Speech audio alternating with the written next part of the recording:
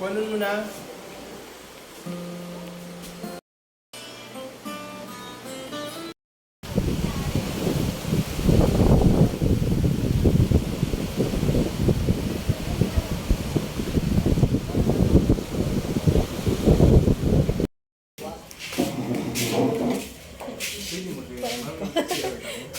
Dumating sila kanina.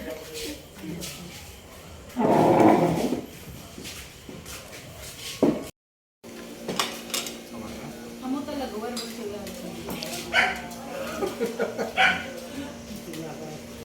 Sad pa. Say hi. Hi.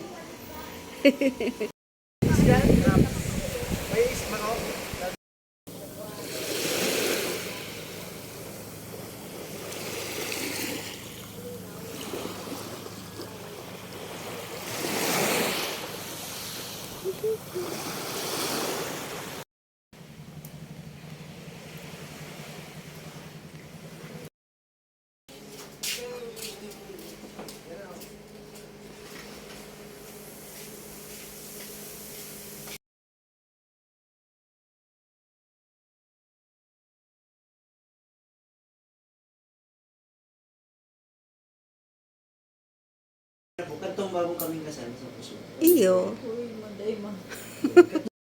Anong pang-counter mo? Hanapot na lang. Kabas. Ako na malaag sa bitis.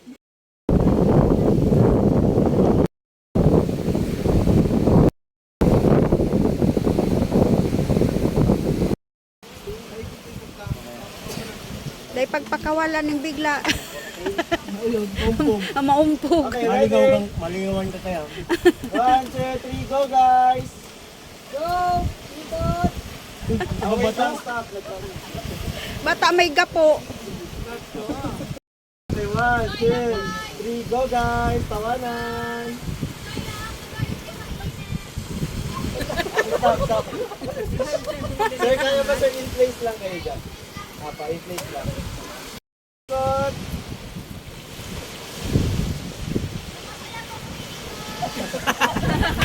Garo ka mo riruluya na.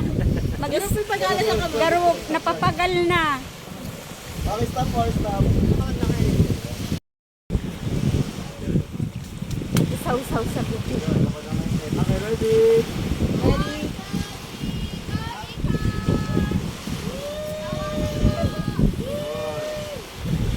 Okay, stop. Wala akong wide shot. Di masaya. Pwede din dyan po, ano niya. Okay, stop. Ayaw. One more guys. One more. Okay, sige. Oh, wow. Sige po.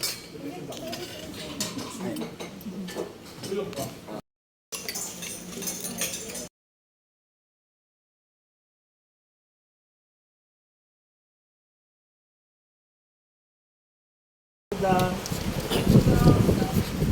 Same lang po. Tingin muna sa malayo. Nice. Okay, tama lang guys. Sige, tingin muna sa malayo guys. Tawanan yung dagat. Yan. Tapos tingin na ulit kayo dalawa. Tingin na ulit.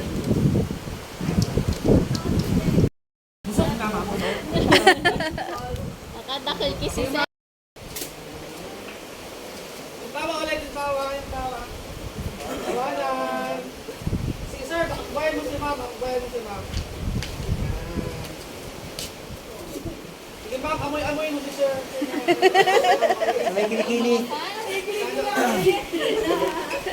Tingin sa ma'am, ha? Tingin kayo. Sige ma'am, tingin ito ma'am. Cute. Smile po. Sige ma'am, parang lead kayo. Parang may discipline na kayo. Bye. One more. Wag pa sir, yung mas masaya pa nun sir. Mami, isa po. Si Marbs ba yan?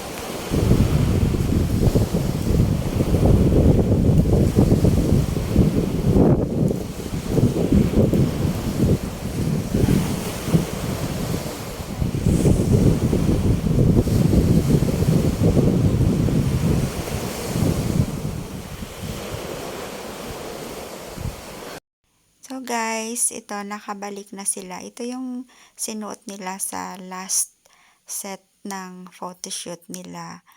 Bale, yung theme ay forest walk yata. And hindi na rin ako nakasama sa kanila kasi wala ngang magbabantay sa room.